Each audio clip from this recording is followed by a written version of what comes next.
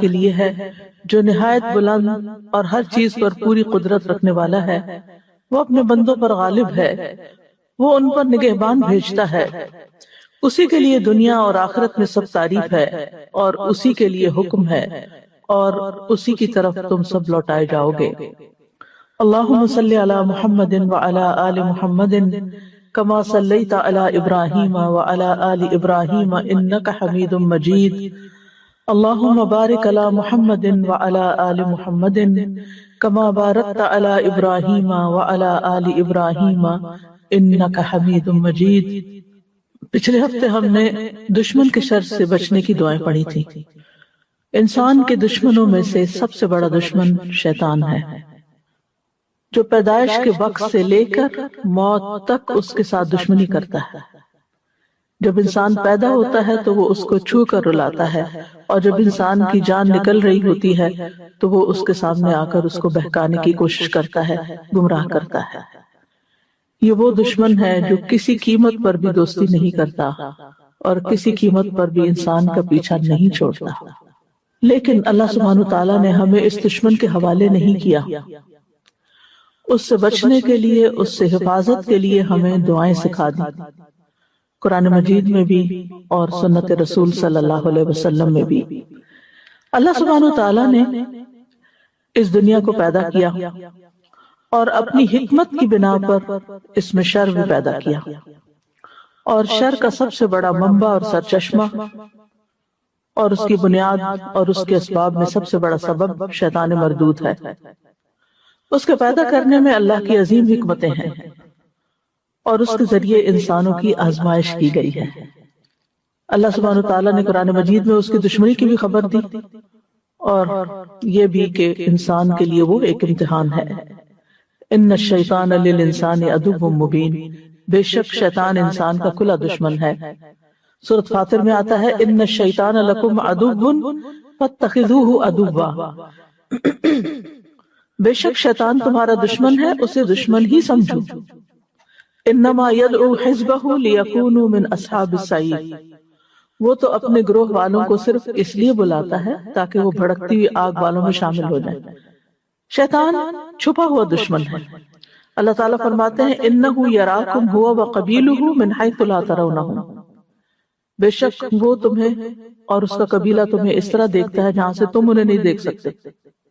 شیطان کی دشمنی کا آغاز اسی وقت ہو گیا تھا جب اللہ تعالیٰ نے آدم علیہ السلام کو پیدا کیا اور پھر انہیں سجدہ کرنے کا حکم دیا، اور قیامت تک بنی آدم کا دشمن ہی رہے گا، کیونکہ اس نے اللہ سبحانہ وتعالیٰ سے کہا تھا قال رب فانظرنی الی یوم یبعثون قال فانک من المنظرین، اے میرے رب مجھے اس دن تک کے لیے مہلت دے جس میں یہ اٹھائے جائیں گے۔ فرمایا بے شک تو ان لوگوں میں سے جنہیں مہلت دے دی گئی، الی یوم الوقت المعلوم، مقرر وقت کے دن تک۔ اس وقت اس نے کہا تھا قال فبعزتک لاغوینہم اجمعین الا عبادک منہم المخلصین، کہ تیری عزت کی قسم میں انہیں ضرور بضرور سب کو گمراہ کروں گا مگر ان میں سے جو تیرے چنے ہوئے بندے ہیں وہ بچ جائیں گے۔ تو شیطان انسان کا دشمن ہے، اور وہ مسلسل انسان کو حق کے راستے سے روکتا رہتا ہے اور غلط رستوں کی طرف بلاتا ہے اور ان کو مزین کر کے دکھاتا ہے۔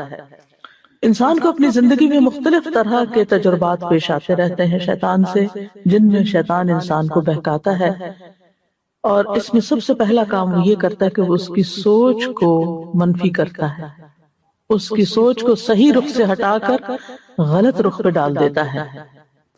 کبھی انسان کے اندر فخر کا جذبہ پیدا کر دیتا ہے، کبھی اس کو سرکشی پہ آمادہ کرتا ہے، کبھی اس کے اندر غصہ بھڑکاتا ہے، اور اسی طرح مختلف مواقع پر کبھی انسان کے اندر حسد، بغض، کینہ، انتقام، خیانت، بے اعترافی، انانیت اور اس طرح کے دیگر جذبات کو پیدا کر کے انسان کو جنت کے راستے سے ہٹا کے دوزخ کے راستے کی طرف لے جاتا ہے۔ انسان ویسے تو شیطان کے مقابلے میں کمزور ہے، لیکن اللہ کی مدد اگر انسان کے ساتھ ہو تو شیطان اس کے سامنے کچھ بھی نہیں۔ اللہ کی مدد کے ساتھ انسان شیطان پر قابو پا لیتا ہے۔ اس لیے انسان کو ہر وقت چوکنا بھی رہنا چاہیے کہ شیطان اس پر غالب نہ آئے، اور اس کے ساتھ ساتھ جو ہی کوئی برا خیال آئے، کوئی منفی خیال آئے، تو فوراً تعوذ کے کلمات پڑھ کر اللہ تعالیٰ سے مدد لے۔ اگر وہ ایسا کرے گا تو اللہ تعالیٰ کا وعدہ ہے کہ وہ اس کو پناہ دے گا، اور وہ شیطان، وہ ذکر اس کے لیے شیطان کے مقابلے میں ایک مضبوط قلعہ بن جائے گا، اور اس میں انسان محفوظ ہو جائے گا۔ تو انسان جب شیطان کا وسوسہ قبول نہیں کرتا، اور شیطان اللہ کے یعنی شیطان سے بچنے کے لیے انسان اللہ تعالیٰ کی پناہ لے لیتا ہے، تو نہ صرف یہ کہ اللہ تعالیٰ انسان کو شیطان سے محفوظ رکھتا ہے، بلکہ انسان کو نیکی کی توفیق بھی دیتا ہے، اور اس کے ایمان کو اور زیادہ طاقتور بنا دیتا ہے، اور اس کے راستے مزید روشن ہو جاتے ہیں۔ تو اس لیے نجات کا کوئی راستہ نہیں مگر یہ کہ انسان اپنے دشمن سے بچنے کے لیے اللہ کی پناہ لے، اللہ تعالیٰ کی طرف متوجہ ہو۔ اور اسی کے لیے اللہ سبحانہ وتعالیٰ نے ہمیں قرآن مجید میں دعا بھی سکھائی ہے۔ ارشاد باری تعالیٰ ہے، اور آپ کہیے کہ اے میرے رب، میں شیطانوں کی اکساہٹوں سے تیری پناہ میں آتا ہوں، اور اے میرے رب، میں اس سے بھی تیری پناہ میں آتا ہوں کہ وہ میرے پاس آئیں۔ تو اس آیت میں نبی صلی اللہ علیہ وسلم کو اور ان کی امت کو شیطان کی نزغات، ہمزات اور وسوسوں سے محفوظ رہنے کا طریقہ بتا دیا گیا کہ وہ شیطان کے شر اور اس کی اذیت سے، وسوسوں سے کس طرح بچ سکتے ہیں۔ یعنی نہ صرف یہ کہ وہ اس سے پناہ مانگے کہ شیطان ان کو کوئی تکلیف نہ دے، بلکہ اس سے بھی کہ وہ ہمارے پاس بھی پھٹکے، اس کے قریب آنے سے بھی پناہ مانگی گئی۔ تو یہ دعا جو ہے یہ بڑی ہی جامع دعا ہے، اور ہر لحاظ سے شیطان سے بچنے کی اور شیطان کے شر سے حفاظت کا بہترین ذریعہ ہے۔ فرمایا وقل، اور آپ کہیے، یعنی اللہ تعالیٰ ویسے بھی دعا سکھا سکتے تھے، لیکن آپ صلی اللہ علیہ وسلم سے کہلوا کر، کیونکہ آپ ہمارے لیے نمونہ ہیں کہ آپ کو بھی ضرورت ہے، آپ بھی کہیے، اور آپ کے ساتھ آپ کی امت بھی یہ بات کہے۔ کیا؟ ربی اعوذ بک، ربی، رب جو ہے وہ اللہ تعالیٰ کے ناموں میں سے ایک نام ہے جس کا معنی ہے تربیت کرنے والا، وہ آقا جو پیدا کرنے والا بھی ہے اور اس کائنات کا انتظام کرنے والا بھی ہے، مدبر بھی ہے، اور اس کا انتظام کرنے والا اور اس کی تدبیر کرنے والا۔ تو رب وہ ہوتا ہے جس کے اندر تین چیزیں جمع ہوں، ایک ہے خلق، پیدا کرنا، دوسرا ہے ملک، جس چیز کو پیدا کیا اس کا مالک ہونا، اور تیسرا ہے تدبیر، کہ اس کا انتظام کرنا اور اس کو چلانا۔ تو یہاں اللہ سبحانہ وتعالیٰ کے اس نام کے ساتھ، یعنی اس کے وسیلے سے دعا کی جا رہی ہے کہ یا رب، پیدا بھی تو نے کیا، مالک بھی تو ہے، اور سارے کام تیرے ہی حکم سے ہوتے ہیں، لہٰذا ہم تیری ہی پناہ لیتے ہیں کہ ہمیں تو شیطان سے بچا لے۔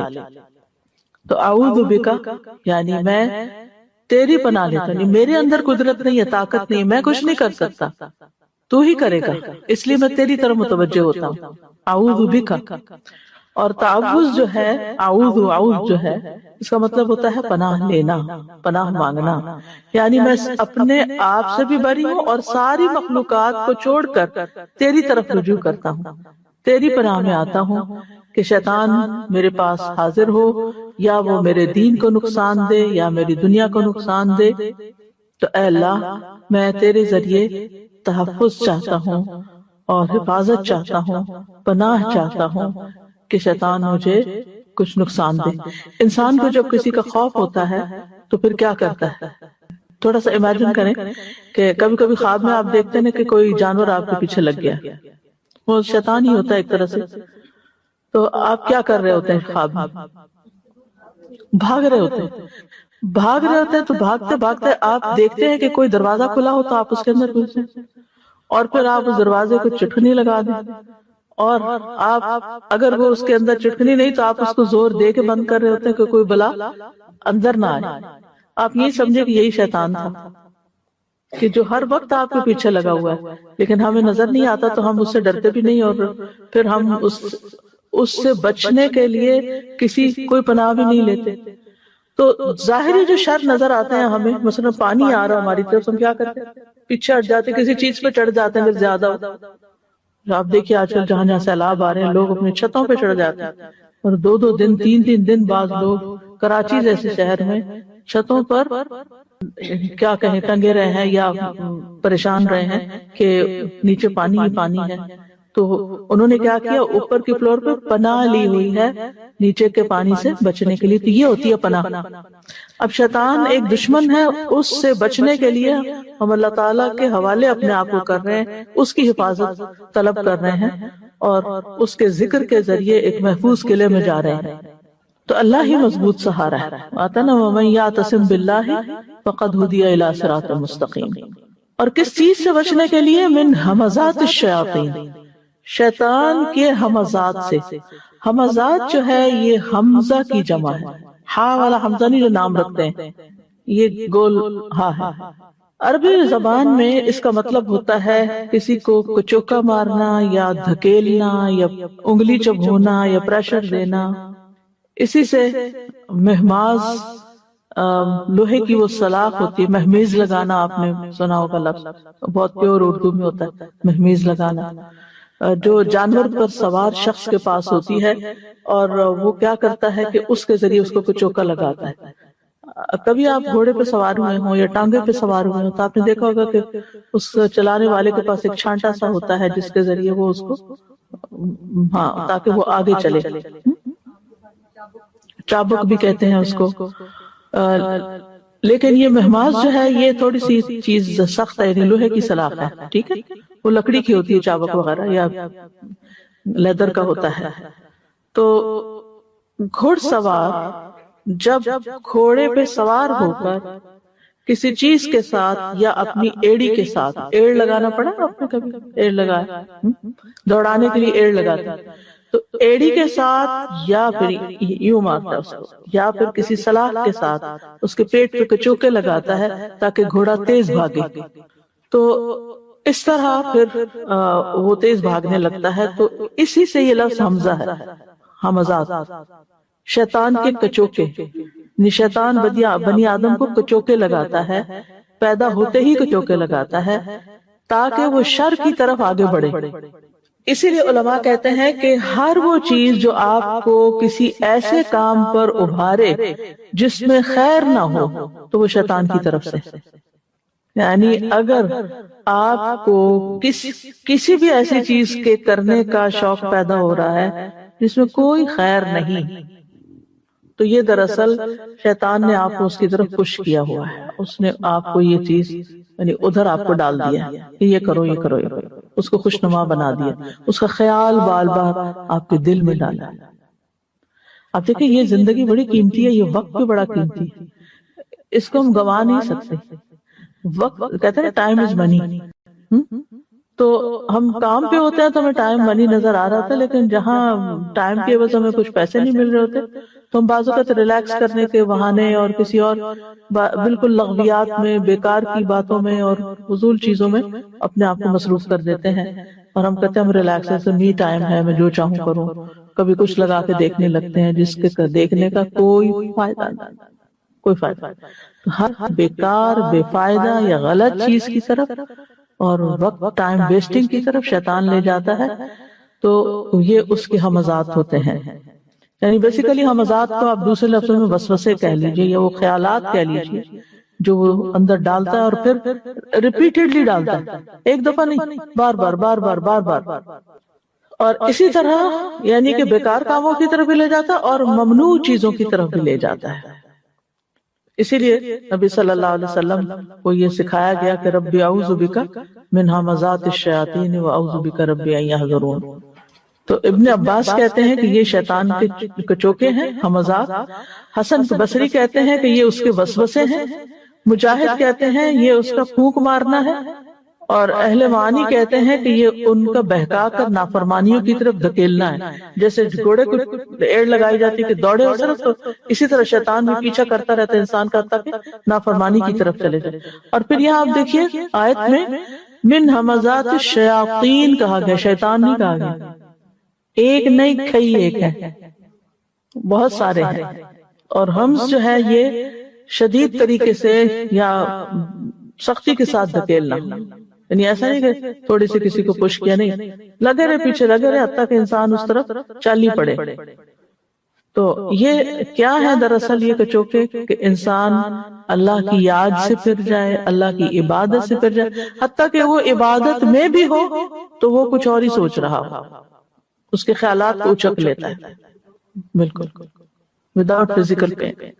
تو ملا علی القاری کہتے ہیں کہ اس کا معنی ہے کہ اے اللہ، شیطان کے وسوسوں سے، اس کے بہکانے سے، اس کے قدموں سے، اس کے خطرات سے اور اس کی تزیین سے اور اس کے گمراہ کرنے سے مجھے محفوظ رکھ، یعنی برائی کو خوبصورت بنا کے جو پیش کرتا ہے، تزیین، زینت، کیونکہ وہی گمراہ کرنے کا سبب ہے اور بہکانے کا۔ اور یہاں حمزات جمع لایا گیا ہے، اس سے یہ پتہ چلتا ہے کہ یہ بہت زیادہ وسوسے بہت زیادہ ہوتے ہیں، اس کے وسپرز ایک آدمی ہوتے ہیں، وہ کنٹینیوسلی ہوتے ہیں۔ اور پھر نبی صلی اللہ علیہ وسلم شیطان کے ہر طرح کے شر سے پناہ مانگتے تھے، جس میں آپ پڑھتے تھے اعوذ باللہ من الشیطان الرجیم من ہمزہ ونفخہ ونفثہ، اور پھر ان کی بھی آگے مزید وضاحت ہے۔ نفخ جو ہے پھونک کو کہتے ہیں، فَإِذَا نُفِخَ فِي الصُّورِ، کیا ترجمہ کرتے ہیں آپ؟ جب سور میں پھونک مار دی جائے گی۔ تو یہ جو نفخہ ہے نا، یہ شیطان کی پھونک ہے جس کی وجہ سے انسان کے اندر غرور اور تکبر پیدا ہو جاتا ہے، اس کی انا بڑک اٹھتی ہے۔ انسان جیسے دم کرتا ہے نا، آپ تو پھونک مارتے ہیں نا، تو اسی طرح شیطان بھی پھونک مارتے ہیں انسان کے اوپر، اور جب وہ ایسی پھونک مارتے ہیں کہ جس سے انسان کو انسان اپنے یعنی سیلف سے کہتے ہیں نا کہ سیلف پریز یا اپنی ذات کا شدائی ہو جاتا ہے، یعنی خود غرض، سیلفش کہہ لیں، سیلف سینٹرڈ، سیلفش، یعنی اس کو پھر کسی کی پرواہ نہیں ہوتی، کسی کی اس کو کسی کا احساس نہیں ہوتا، کسی کی اس کو کوئی کسی کے لیے وہ کچھ نہیں کر پاتا، اس کو بس اپنا ہی آپ ہوتا ہے۔ اسی لیے آپ دیکھیں کہ ایسے لوگ جو سیلف سینٹرڈ ہوتے ہیں نا، وہ لوگوں کو تو بڑی بڑی باتیں کر لیں گے، لیکن اگر آپ ان کو چھوٹی سی بھی کوئی نصیحت کر لیں تو بھڑک اٹھتے ہیں، قبول کرنے کو تیار نہیں ہوتے۔ ہاں ہم سچے ہیں، سب دنیا غلط ہے، ٹھیک ہے۔ تو دوسروں سے کچھ نہیں سننا چاہتے، کیونکہ ان کے اندر شیطان نے اتنا کبر اور اتنا غرور بھر دیا ہوا ہے، دے آر فل، اور اپنے بارے میں ایسا خیال رکھتے ہیں کہ جیسے وہ ہر نصیحت سے بالا ہے، کہ انہیں کوئی کچھ نہ کہے۔ اور نفخ وہ پھونک ہوتی ہے جس میں تھوڑی سی، جس میں لعاب بھی شامل ہوتا ہے، ہلکی، جس میں تھوڑا سا منہ کے اندر سے پانی سا بھی ساتھ شامل ہو جاتا ہے۔ تو بعض اوقات وہ صرف خالی پھونک مارتا ہے اور بعض اوقات وہ نفخ بھی ہوتا ہے اس کا۔ اسی لیے جب اس کا توڑ کیا جاتا ہے، تو جب دم کیا جاتا ہے تو دم میں ایک تو خالی پھونک ماری جاتی ہے، اور بعض اوقات ایسی پھونک بھی ماری جاتی ہے کہ جس میں تھوڑا سا لعاب بھی شامل ہو جائے۔ اور پھر شیطان جو ہے وہ انسان کے شریانوں میں، انسان کے خون کے اندر دوڑ رہا ہوتا ہے، اور یعنی کہ پوری طرح پھر اس کو کنٹرول کرنے کی کوشش کرتا ہے، کہ اس کے دماغ کو بھی، اس کے دل کو بھی، اس کے اعضاء کو بھی۔ اور لیکن جب انسان اللہ کا ذکر کرتا ہے تو پھر وہ بھاگ جاتا ہے۔ وسوسہ اسی وقت ڈالتا ہے جب انسان غافل ہوتا ہے۔ اب یہ جو وسوسے ڈالتا ہے، اس میں سب سے پہلا اٹیک وہ انسان کے ایمان پہ کرتا ہے۔ اگر کسی کے پاس ایمان ہے تو وہ ایمان پہ اٹیک کرے گا، اور اس میں آپ دیکھیے کہ خاص طور پہ عقائد کے اندر غلط فہمیاں پیدا کرنا، اللہ سبحانہ وتعالیٰ کی ذات کو کوسچن کرنا، اور اس طرح کے اس کے اندر وسوسے پیدا کرنا کہ انسان اپنے دین کے بارے میں ہی ڈاؤٹ فل ہو جائے، اللہ کے وجود کے بارے میں، اللہ کی صفات کے بارے میں، اللہ کی قدرت کے بارے میں، اللہ کی تقدیر کے بارے میں وسوسے، جس کی وجہ سے انسان کے اندر نہ پھر عبادت کا ذوق رہتا ہے اور نہ ہی کوئی اور نیک کام کرنا وہ یکسوئی سے کر سکتا ہے۔ پھر اسی طرح یہ ہے کہ جب اس کو اس پہ قدرت نہیں ہوتی کہ اس کو شرک کی طرف لے جائے یا کفر کی طرف لے جائے، تو پھر وہ اس کو نافرمانیوں پہ اکساتا ہے، اور جب انسان نافرمانیوں سے رکتا ہے اور اس پہ قدرت حاصل نہیں ہوتی تو اسے نیکیاں کرنے سے روک دیتا ہے۔ آج ہی کو مجھ سے کہہ رہا تھا کہ انہوں نے اپنے بردر سے کہا کہ چلے عمرے پہ چلتے ہیں، تو انہوں نے کہا کہ تم لوگوں کو ضرورت ہے، میں نے کبھی کوئی گناہ نہیں کیا اس لیے مجھے عمرے کی ضرورت نہیں ہے۔ اب آپ دیکھیے کہ کیا صرف گناہگار عمرہ کرتے ہیں؟ سوچنے کی بات، یہ خیال کس نے ان کے دل میں ڈال دیا؟ کیا صرف گناہگار شاید عمرہ کرتے ہیں، یا پھر یہ ہے کہ کیونکہ وہ جب دیکھتا ہے کہ چلے ٹھیک ہے یہ بندہ گناہ نہیں کرتا، نیکی سے روکتا نا، عمرہ تو ایک نیکی کا کام ہے، اور تو اس نے نیکی سے روک دیا یہ خیال ڈال کے دل میں کہ تم نے کبھی کوئی گناہ نہیں کیا اس لیے یہ کام کرنے کی ضرورت نہیں ہے۔ اور کس طرح سے وہ دل میں وسوسے ڈال کے خیال ڈال کے انسان کو روکتا ہے۔ آج ہی میں ایک اسکالر کو سن رہی تھی، میں اس کے بارے میں تھوڑی ریسرچ کر رہی تھی کہ کیا کیا وسوسے ڈالتے، کیسے ڈالتا ہے، کیا کرتا ہے۔ ایکسپیرینس تو سبھی کو ہوتا ہے، لیکن ہمیں سمجھ نہیں آتی کہ یہ شیطان کا وسوسہ ہے یا ویسے ہمیں خیال آ رہا ہے، تو ہم اس کو اتنا سیریسلی نہیں لیتے اور پھر اگنور کر دیتے ہیں اور بات ختم ہو جاتی ہے۔ تو کہتے ہیں کہ بعض لوگوں کی جو نفسیاتی بیماریاں بن جاتی ہیں، فوبیاز ہوتے ہیں، اس کے پیچھے بھی شیطان کے وسوسے ہوتے ہیں۔ ایک خیال کو اتنی دفعہ ڈالتا ہے کہ وہ دماغ خراب ہونے لگتا ہے انسان کا۔ اور کہتے کہ ایک شخص کو شاید وہ ملے یا ان کے پاس آیا تو شیطان نے اس کے دل میں ڈالا کہ تم مسجد سے نکلو گے تو تمہارے سر پہ پتھر آ کے لگے گا اور تم مر جاؤ گے۔ ساری مسجد خالی ہو اور باہر نہ نکلی کہ مجھے ڈر لگ رہا ہے اور میرا دل گھبرا رہا ہے کہ میں نکلا تو میرے ساتھ یہ ہو جائے گا۔ اچھا اب یہ کیا تھی؟ یہ شیطان کی ایک چال تھی کہ اس کے بعد یہ دوبارہ مسجد نہ آئے، مسجد سے نکلنے پر ہی تم نے مرنا ہے۔ اسی طرح انسان بعض اوقات کوئی خیر کا کام کرنا چاہتا ہے اور اس کے دل میں ایسے وسوسے ڈالتا ہے کہ وہ اس سے رک ہی جاتا ہے۔ بہتر ہے مثلا آپ نے کہیں جانا ہے کسی اچھے کام پہ، پتہ نہیں کہیں راستے میں ایکسیڈنٹ نہ ہو جائے، پتہ نہیں یہ نہ ہو جائے، آج میرا دل کچھ خراب ہو رہا ہے۔ یہ دل کس نے خراب کیا؟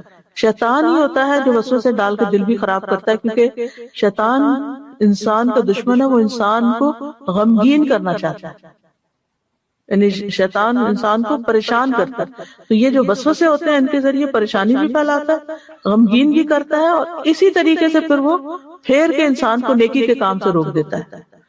اگر تم نے یہ کام شروع کر لیا، مثلا قرآن پڑھنا شروع کر لیا، تو لوگ تو تمہیں بڑا نیک سمجھنے لگیں گے، اور پھر اس طرح تو تم ریاکاری کرو گی، اور پھر بہتر ہے کہ تم جیسے ہو ایسے ہی ٹھیک ہے، یعنی نیکی میں آگے نہیں بڑھنے دیتا۔ اور پھر بعض اوقات واقعی ریاکاری کروا کے نیکیاں ضائع کروا دیتا ہے، یعنی آپ اس کے کہنے سے عبادت سے بھی نہیں رکے، آپ اس کے کہنے سے نافرمانی میں بھی نہیں پڑے، اب آپ ایک محتاج زندگی بسر کر رہے ہیں اللہ کی رضا کے لیے۔ اب وہ آ کے کیا کرے گا کہ آپ کے دل میں خیال ڈالے گا نف تم تو اتنے نیک ہو، اور پھر جب وہ دل میں یہ بھر جاتا ہے، انسان بھرا ہوتا ہے اس خیال سے، پھر اگر کوئی ذرا بھی اس پہ شک کرے کہ نیک نہیں، تو وہ کیا کرتا ہے، کوئی ایسی اپنی نیکی بیان کرنا شروع کر دیتا ہے کہ دوسروں کو یقین آ جائے کہ یہ واقعی نیک ہے۔ لہٰذا اس سے کیا نقصان ہوتا ہے کہ انسان دکھاوا کر بیٹھتا ہے اور اس طرح اس کی نیکی ضائع کروا دیتا ہے۔ اور پھر اگر انسان ان ساری چیزوں سے بچ جائے تو اس کے اندر خود پسندی ڈال دیتا ہے کہ انسان پھر بہت سیلف سینٹر ہو جاتا ہے اور بہت اپنے آپ کو بڑی چیز سمجھنا شروع کر دیتا ہے۔ اور پھر جب وہ اپنے آپ کو بہت اچھا سمجھتا ہے تو ہر دوسرے کو وہ کیا سمجھتا ہے، گناہگار یا برا، یا یعنی کوئی نہ کوئی اس کے اندر اس کو عیب دکھاتا ہے۔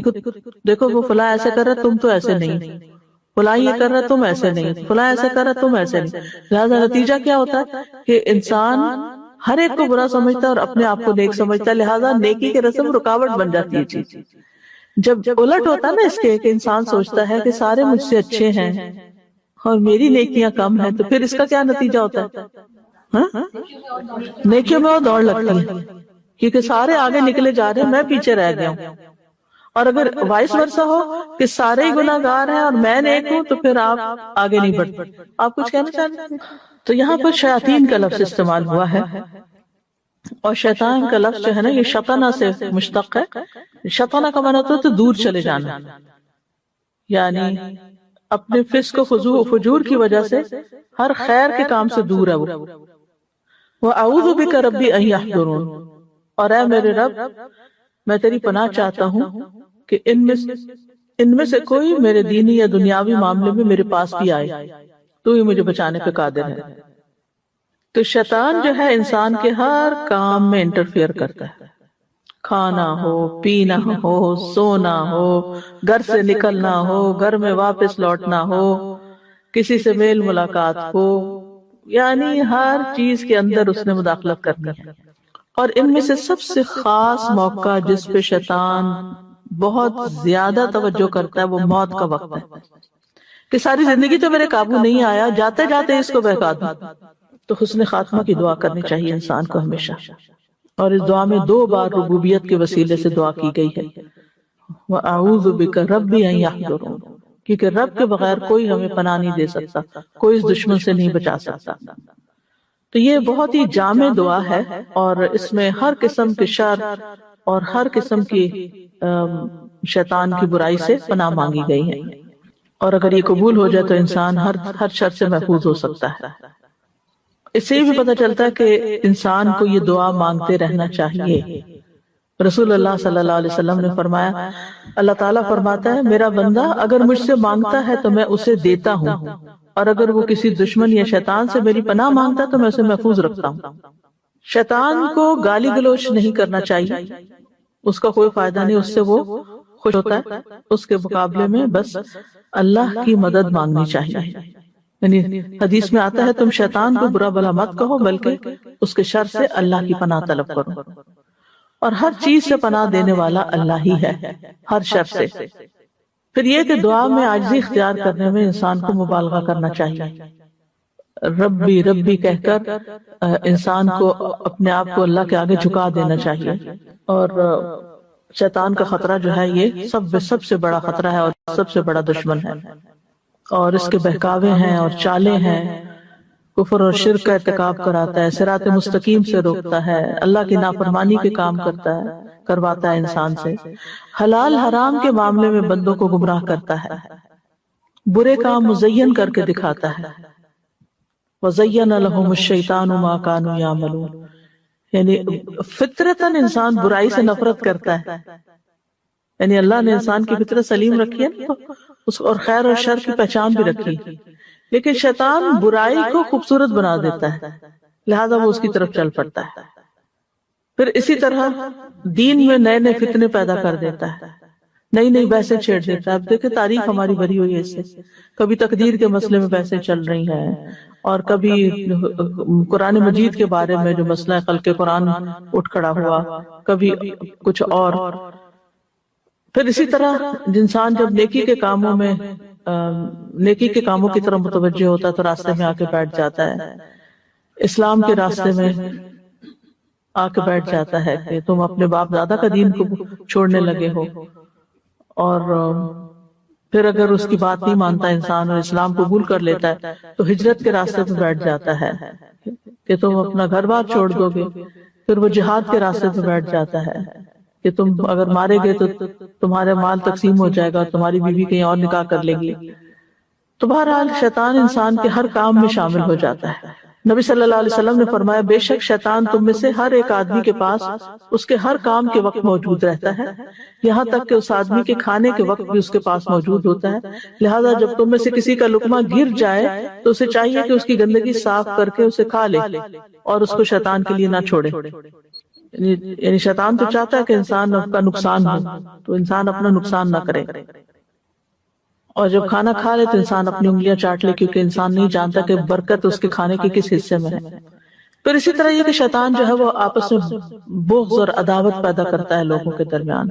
اس کا تخت پانی پر ہے اور وہ ابلیس کا تخت جو ہے پانی پر ہے، اور وہ وہاں سے اپنے لشکر روانہ کرتا ہے انسانوں میں پھوٹ ڈالنے کے لیے، اور ان میں سب سے بڑا وہی قرار پاتا ہے جو سب سے زیادہ فتنہ ڈال کے آتا ہے، خاص طور پر میاں بیوی کے درمیان لڑائی جھگڑا ڈلواتا ہے، پھر غصہ دلاتا ہے۔ غصہ تو ہے ہی شیطان کی طرف سے۔ اب دیکھیں کہ کچھ لوگوں کو تو بہت زیادہ غصہ آتا ہے اور بیماری بن جاتی ہے وہ غصہ، اور وہ یہ ایکسکیوز لیتے رہتے ہیں کہ بیماری ہے اس لیے اس شخص کو اتنا غصہ آتا ہے، لیکن یہ کہ اس کا کوئی بھی اور علاج ہو سکتا ہے، لیکن اس کے ساتھ ساتھ روحانی علاج کرنا ضروری ہوتا ہے۔ پھر اسی طرح خواہش کے وقت بھی شیطان کا حملہ ہوتا ہے، یعنی خاص حملے اس کے انسان، کیونکہ ان موقعوں پر انسان کمزور پڑا ہوتا ہے، انسان غصے کے وقت کمزور ہو جاتا ہے کہ کنٹرول نہیں کر سکتا، اور اسی طرح انسان غصے کے وقت اور خواہش کے وقت، خواہش نفس کے وقت انسان کمزور ہو جاتا ہے.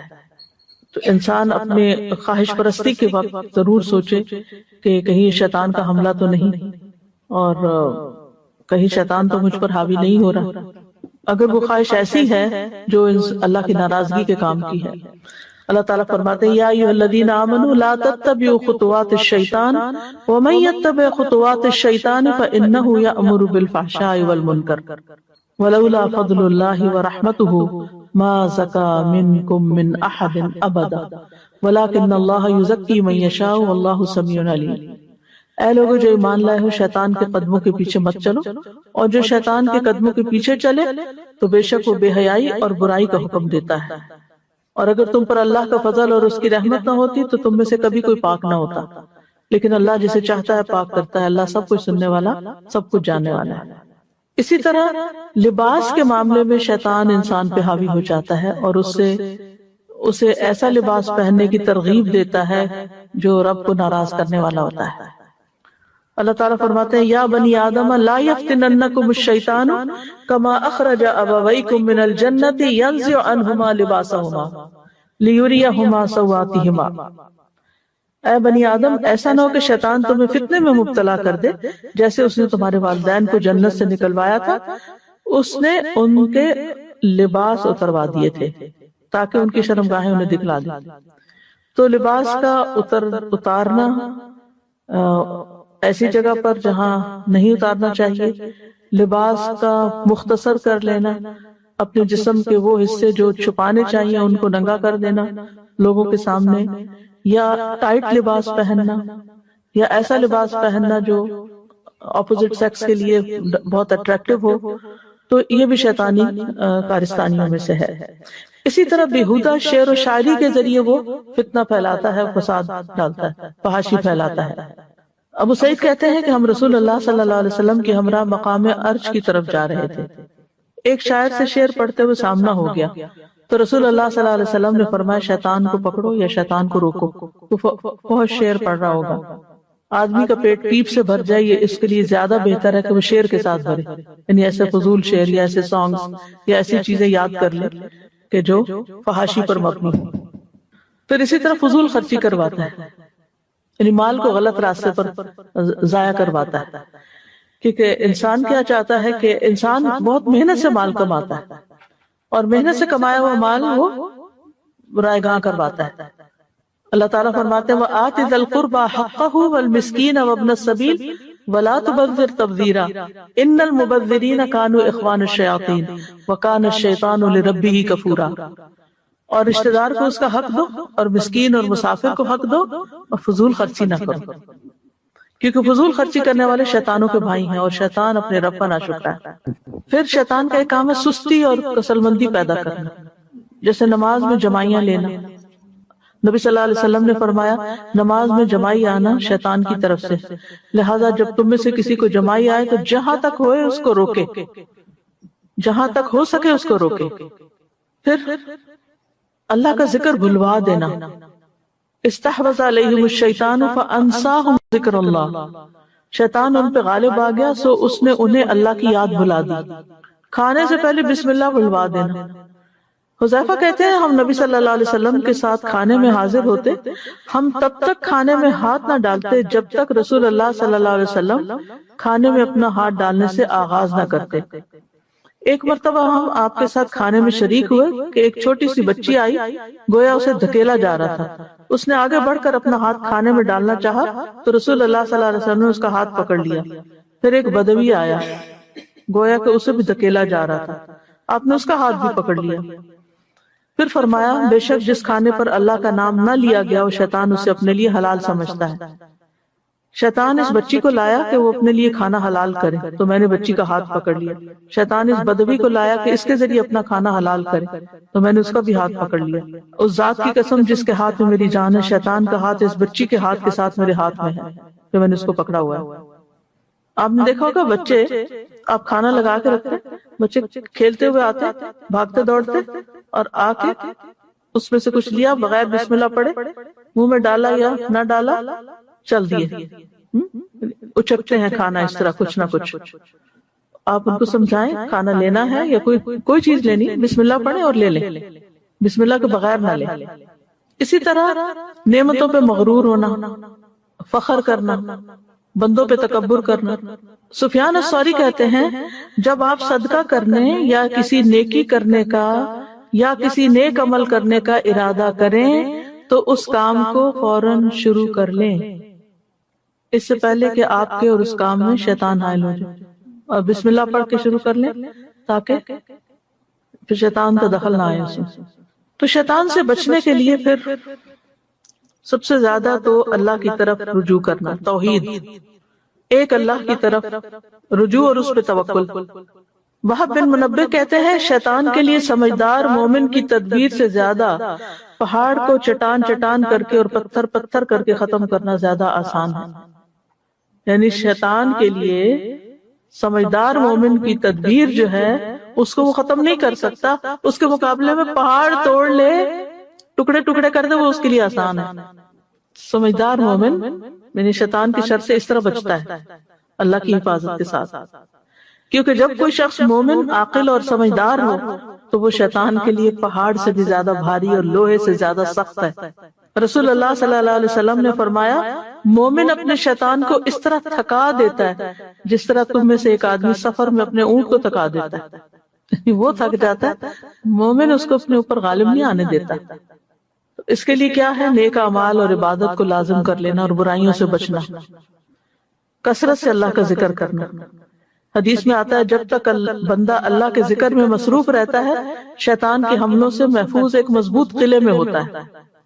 ابن قیم کہتے ہیں ذکر کرنے والا قلعے میں ہوتا ہے، ذکر کے قلعے میں ہوتا ہے، جب وہ غافل ہوتا ہے تو قلعے کو کھول دیتا ہے تو دشمن اس میں داخل ہو جاتا ہے، یا تو وہ دل میں ہی ٹھہر جاتا ہے یا دل سے نکالنا مشکل ہو جاتا ہے، کیونکہ ایک دفعہ آپ غفلت میں پڑتے ہیں نا، پھر سستی، اور اچھا ابھی کر لیتے ہیں، کر لیں گے، ہو جائے گا، اور اچھا بھلے نیکی کے کام کو کتنی تاخیر سے کرتے ہیں۔ نماز کا ہی دیکھ لیں، اگر آپ وقت پہ پڑھ لیں تو پڑھ لیں، اور اگر آپ تاخیر کرنا شروع کر دیں تو بنا لیتے ہیں یہ وجہ ہے وہ وجہ ہے، یہ اس طرح میں زیادہ یہ کام ختم کر لوں نا پھر زیادہ اچھی نماز پڑھوں۔ جب آپ تھک ہی جاتے ہیں سارے کام ختم کرتے تو پھر اچھی کہاں سے؟ اسی طرح قرآن کو تھامنا شیطان کی گمراہیوں سے بچانے کا ذریعہ ہے۔ دن کی ابتدا 3 کاموں سے کرنا، اٹھتے ہی اللہ کا ذکر، پھر وضو اور پھر نماز۔ تو رات کو شیطان جو گرہیں 3 لگاتا وہ تینوں کھل جاتی۔ اٹھتے ہی ناک جھاڑنا وضو کرتے ہوئے، نبی صلی اللہ علیہ وسلم نے فرمایا جب تم میں سے کوئی اپنی نیند سے بیدار ہو کر وضو کرے تو 3 مرتبہ ناک میں پانی ڈال کر جھاڑے، کیونکہ شیطان نے اس کی ناک کے باندھے میں رات گزاری۔ پھر ہر کام سے پہلے بسم اللہ پڑھنا۔ رسول اللہ صلی اللہ علیہ وسلم نے فرمایا جب آدمی اپنے گھر میں داخل ہوتا ہے تو وہ داخل ہوتے وقت اور کھانا کھاتے وقت اللہ کا نام لیتا ہے تو شیطان کہتا ہے آج تمہارے لیے اس گھر میں نہ رات گزارنے کی جگہ ہے نہ شام کا کھانا۔ اور جب وہ اپنے گھر میں داخل ہوتے وقت اللہ کا نام نہیں لیتا تو شیطان کہتا ہے تم نے رات گزارنے کی جگہ پا لی، اور کھانا کھاتے وقت نام نہیں لیتا تو کہتا ہے تم نے رات گزارنے کی جگہ اور شام کا کھانا بھی پا لیا۔ نبی صلی اللہ علیہ وسلم نے فرمایا تم میں سے ہر ایک دائیں ہاتھ سے کھائے، دائیں ہاتھ سے پیے، دائیں ہاتھ سے چیز لے اور دائیں ہاتھ سے دے، اس لیے کہ شیطان بائیں ہاتھ سے کھاتا ہے، بائیں ہاتھ سے پیتا ہے، بائیں ہاتھ سے چیز لیتا ہے اور بائیں ہاتھ سے ہی لیتا ہے۔ گھر کو شیطانی چیزوں سے پاک رکھنا، نبی صلی اللہ علیہ وسلم نے فرمایا گھنٹی شیطان کا باجا ہے، یعنی گھر کے اندر ایسی بیلز اور اس طرح کی یعنی جیسے سنگنگ چیزیں جو ہیں جیسے گٹار وغیرہ اور ایسی چیزیں نہیں ہونی چاہیے۔ پھر رات کی ابتدا میں بچوں کو روک لینا چاہیے، باہر نہیں نکلنے دینا چاہیے، شیاطین پھیل جاتے ہیں۔ پھر آپ نے ایک حدیث میں آتا ہے آپ نے فرمایا اللہ کا نام لے کر اپنے مشکیزوں کے منہ باندھو، اللہ کا نام لے کر برتنوں کو ڈھکو، خواہ کوئی چیز چوڑائی میں رکھ کر یعنی اوپر کوئی ایسے رکھ دو، کوئی چیز چمچ رکھ دو کچھ، اور اپنے چراغ سونے سے پہلے بجھا دیا کرو۔ اتنی چھوٹی سی بات ہے کہ سونے سے پہلے چراغ بجھا دو۔ اس زمانے میں تو چونکہ آگ کے چراغ ہوتے تو خطرہ بھی تھا، لیکن اب بھی یہ بات ثابت ہوئی ہے کہ جب تک ہم پورے اندھیرے میں نہیں ہوتے تو ہمارے جسم کے اندر وہ ہارمونز پیدا نہیں ہوتے کہ جن کی وجہ سے جسم کی پراپر مرمت ہوتی ہے اور یعنی نیند پوری ہوتی ہے اور تھکاوٹ اترتی ہے۔ یعنی روشنی میں سونا جو ہے وہ مضر صحت ہے، رات کے وقت۔ پھر مسلمانوں کی جماعت سے جڑے رہنا، یعنی شیطان سے بچنے کے لیے، کیونکہ اللہ کا ہاتھ جماعت پر ہے اور شیطان اس کے ساتھ ہے جو کہ جماعت سے علیحدہ اور اس کو پاؤں مار کے ہانکتا ہے۔ نبی صلی اللہ علیہ وسلم نے فرمایا جس کسی گاؤں یا بستی میں 3 فرد بھی ہوں اور ان میں نماز با جماعت کا اہتمام نہ ہو، یعنی مردوں کے لیے خاص طور پر، تو شیطان ان پہ مسلط ہو جاتا ہے، لہٰذا تم جماعت کو پکڑو۔ بھیڑیا ہمیشہ دور رہنے والی بکری کو ہی کھاتا ہے۔ پھر اپنے رب کے احسانات کو یاد رکھنا۔ سلف صالحین میں سے کسی نے کہا حیرت ہے اس آدمی پر جو محسن کے احسان کو جان لینے کے بعد بھی اس کی نافرمانی کرتا ہے، یعنی اللہ کے اتنے احسان ہیں ہم پر اور پھر ہم اللہ کی بات نہیں مانتے، اور ملعون شیطان کی سرکشی کو جان لینے کے بعد بھی اس کی اطاعت گزاری کرتا ہے۔ وہ جانتا ہے کہ شیطان اس کا دشمن ہے اور پھر بھی اس کی بات مانتا ہے، اور اللہ تعالیٰ نے اس پر احسان کیا اور وہ اس کی بات نہیں مانتا۔ تو شیطان سے حفاظت کے لیے پھر خاص طور پر دعائیں پڑھنی چاہیے۔ ہر موقع کی ہمیں دعائیں سکھائی گئی ہیں، جن میں سے ایک تو یہی قرآنی دعا ہے، یہ سارے مواقع کو کور کر دیتی ہے۔ ربی اعوذ بک من ہمزات الشیاطین اعوذ بک ربی ان یحضرون، یعنی کہیں بھی حاضر ہو، بات ختم، جامع دعا ہے۔ پھر آیت الکرسی، یعنی جو آیت الکرسی پڑھتا ہے رات کے وقت تو صبح تک شیطان اس کے قریب نہیں آتا۔ پھر سورۃ الفلق اور سورۃ الناس، اور اس میں خاص طور پر سورۃ الناس جو وسوسوں کا علاج بھی ہے، من شر الوسواس الخناس الذی یوسوس فی صدور الناس من الجنۃ والناس۔ نبی صلی اللہ علیہ وسلم نے فرمایا یہ 2 صورتیں جو ہیں یہ تعوذ کے سب سے افضل کلمات ہیں، یعنی حدیث کا مفہوم ہے، جن سے تعوذ کرنے والے تعوذ کرتے ہیں۔ پھر مسنون دعاؤں میں اعوذ باللہ من الشیطان الرجیم، قرآن مجید پڑھنے سے پہلے اعوذ باللہ پڑھنے کا حکم ہے۔ فَإِذَا قَرَأْتَ الْقُرْآنَ فَاسْتَعِذْ بِاللَّهِ مِنَ الشَّيْطَانِ الرَّجِيمِ۔ نبی صلی اللہ علیہ وسلم قرات سے پہلے اعوذ باللہ من الشیطان الرجیم پڑھتے تھے، کیونکہ قرآن ہدایت کی کتاب ہے، تو شیطان سب سے زیادہ وہاں آتا ہے کہ اس کو یہ سمجھ نہ آئے یا غلط سمجھے یا اس پر عمل ہی نہ کرے یا اس کو بے دلی سے پڑھے یا اس کو سمجھنے میں اس کو مشکل پڑے۔ پھر اعوذ باللہ من الشیطان الرجیم من ہمزہ ونفخہ ونفثہ۔ نبی صلی اللہ علیہ وسلم جب نماز کے لیے کھڑے ہوتے تو پہلے دعائے استفتاح پڑھتے، جیسے سبحانک اللہم وبحمدک وتبارک اسمک، یا اور جو دعائے استفتاح ہے، اس کے بعد پڑھتے اعوذ باللہ من الشیطان الرجیم من ہمزہ ونفخہ ونفثہ، پھر بسم اللہ الرحمن الرحیم اور سورۃ الفاتحہ۔ پھر خاص طور پر جو لوگ شیطانی وسوسوں کا شکار ہوتے ہیں تو ان کو ضرور یہ دعائیں پڑھنی چاہیے۔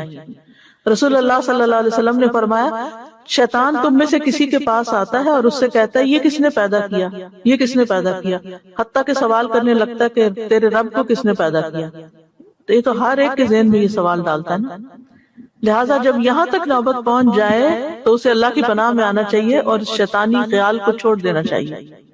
پھر نماز میں وسوسے ڈالتا ہے، اذان ہوتی ہے تو بھاگ جاتا ہے، پھر نماز شروع ہوتی ہے پھر آ جاتا ہے، پھر منفی خیالات پیدا کرتا ہے، دوسروں کے بارے میں بدگمان کرتا ہے۔ تو وسوسوں کے علاج میں سب سے پہلے اللہ کی پناہ مانگیں۔ سورۃ الاعراف میں آتا ہے وَإِمَّا يَنزَغَنَّكَ مِنَ الشَّيْطَانِ نَزْغٌ فَاسْتَعِذْ بِاللَّهِ إِنَّهُ سَمِيعٌ عَلِيمٌ، اور اگر کبھی شیطان کی طرف سے تجھے کوئی اکساہٹ ابھار دے تو اللہ کی پناہ طلب کر، بے شک وہ سب کچھ سننے والا سب کچھ جاننے والا۔ کبھی ایسا ہوتا ہے نا آپ اریٹیٹڈ ہوتے ہیں اور بغیر کسی وجہ کے ہوتے ہیں، جو آپ سے بات کرے اسی کو آپ پڑ جاتے ہیں، دوسرے کو سمجھ نہیں آتی کیا ہوا، میرا کیا قصور ہے اس میں، وجہ کچھ اور بھی ہوتی ہے، اور بعض اوقات کو خاص وجہ نہیں ہوتی، شیطان برے برے خیال ڈال کے انسان کے اندر ایسی کیفیت پیدا کر دیتا ہے بے چینی۔ تو یاد رکھیے کہ وسوسہ جب تک دل میں ہے تو پکڑ نہیں ہے، اگر ایگزیکیوٹ کرنے لگ گئے یا اس کے کوئی ریاکشن شو کیا یا زبان پہ لا کے بولا تو پھر پکڑ ہے۔ نبی صلی اللہ علیہ وسلم نے فرمایا بے شک اللہ نے میری امت کی ان باتوں سے درگزر فرمایا ہے جو دل میں اپنے آپ سے کریں، جب تک وہ ان کو زبان پر نہ لائے اور ان پر عمل نہ کریں تو اللہ تعالیٰ اسے درگزر کرتا ہے۔ ایک آدمی نبی صلی اللہ علیہ وسلم کی خدمت میں آیا اور کہنے لگا اللہ کے رسول ہمارے دل میں کچھ خیالات آتے ہیں، اور وہ اشارے کنایے سے کچھ اس طرح کہہ رہا تھا کہ ان خیالات کو زبان پر لانے کی بجائے کوئلہ ہو جانا اس سے زیادہ پسند ہے اس کو۔ تو آپ نے فرمایا اللہ اکبر اللہ اکبر اللہ اکبر۔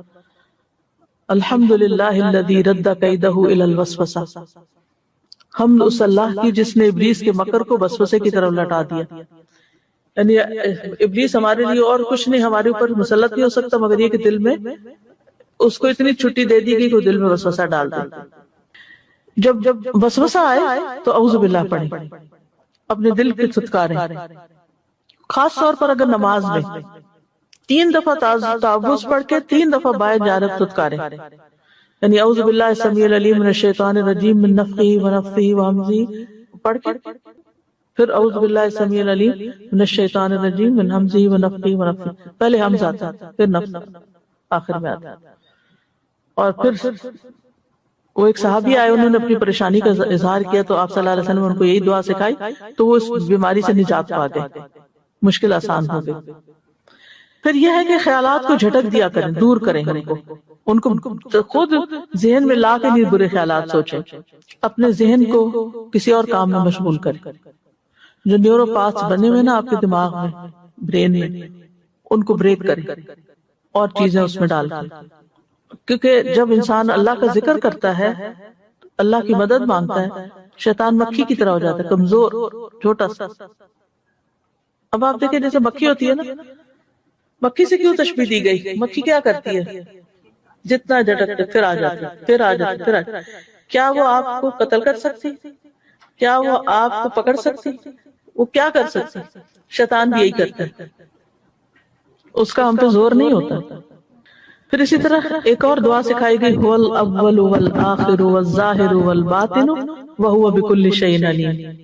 اس بارے میں ابو زمیل کہتے ہیں میں نے ابن عباس سے سوال کیا اس کیفیت کا کیا ہو جو میں اپنے سینے میں پاتا ہوں. انہوں نے پوچھا وہ کیا ہے؟ کہا میں اللہ کی قسم میں زبان پہ نہیں لا سکتا.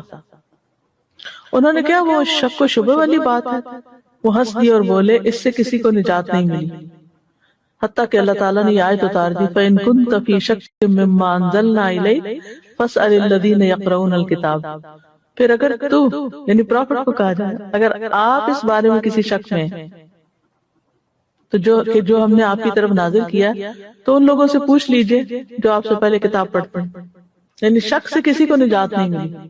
پھر انہوں نے مجھ سے کہا جب تم اپنے نفس میں کچھ محسوس کرو تو یہ پڑھا کرو هو الاول والآخر والظاہر والباطن وهو بكل شيء علیم. یہ وسوسے کا بہترین علاج ہے. پھر شیطان سے حفاظت کی کچھ اور دعائیں بھی ہیں. اعوذ بکلمات اللہ التامۃ من غضبہ وشر عبادہ ومن ہمزات الشیاطین وان یحضرون.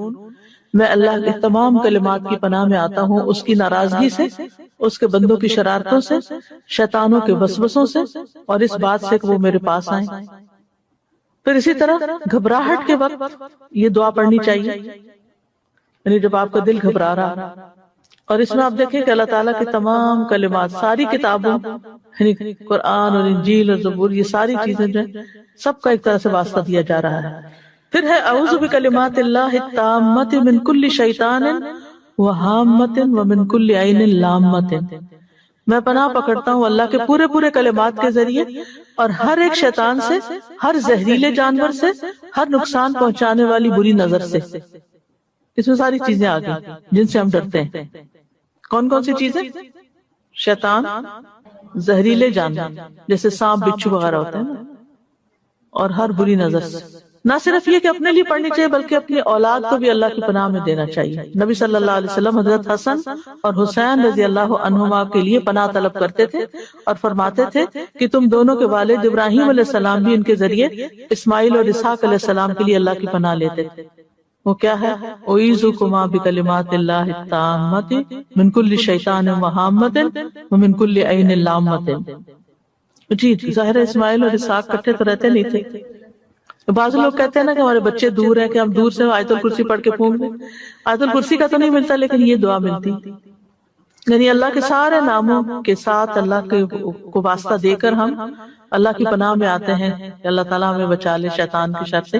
یا اگر کسی اور کو آپ پناہ میں دے رہے ہیں، اگر مثلاً آپ کسی پہ دم کر رہے ہیں تو اس وقت آپ کہیں گے اوئیزو کا یا اوئیزو کی، اور اپنے لیے پڑھیں گے اعوذ. پھر یہ دعا ہے اللہم فاطر السماوات والارض عالم الغیب والشہادہ انت رب کل شیء والملائکۃ یشہدون انک لا الہ الا انت فانا نعوذ بک من شر انفسنا ومن شر الشیطان الرجیم وشرکہ وان نقترف علی انفسنا سوءا او نجرہ الی مسلم.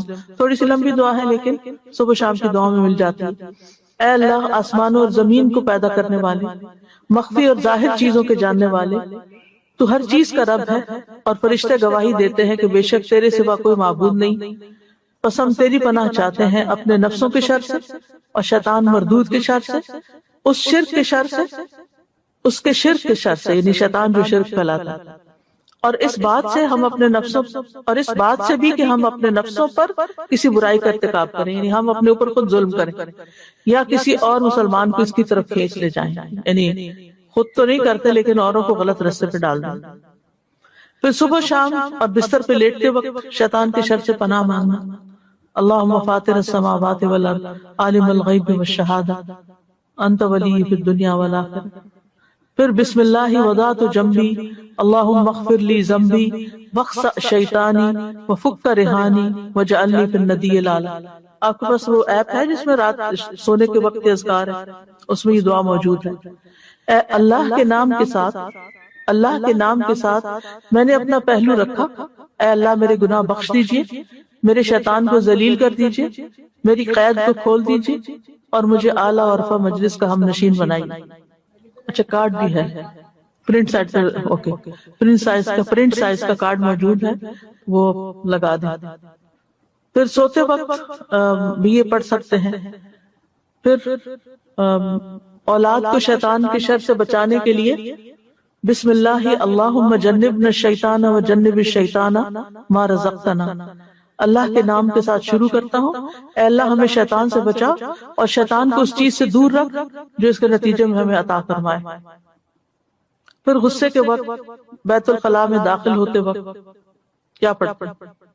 اعوذ باللہ من الخبث والخبائث. کتے کے بھونکنے اور گدھے کی آواز سن کر، کیونکہ ان کو بھی شیطان نظر آتا ہے. اعوذ باللہ من الشیطان الرجیم.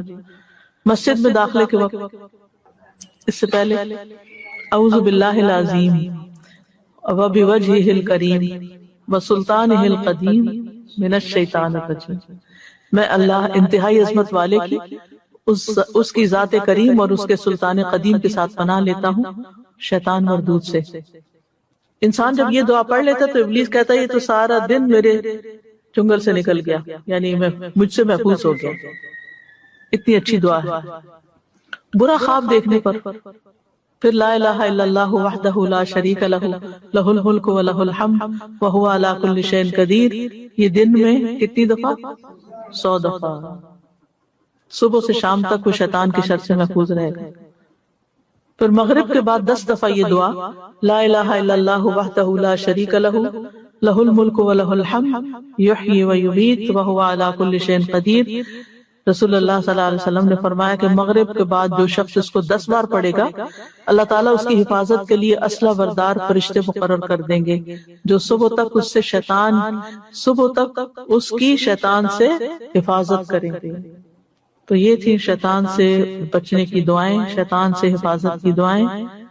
اللہ سبحانہ وتعالیٰ ہمیں دشمن کے شر سے محفوظ رکھے اور ان تمام بری خواہشات اور ان چیزوں سے کہ جو اس کو آنے کا راستہ دیتی ہیں. وآخر دعوانا الحمد للہ رب العالمین.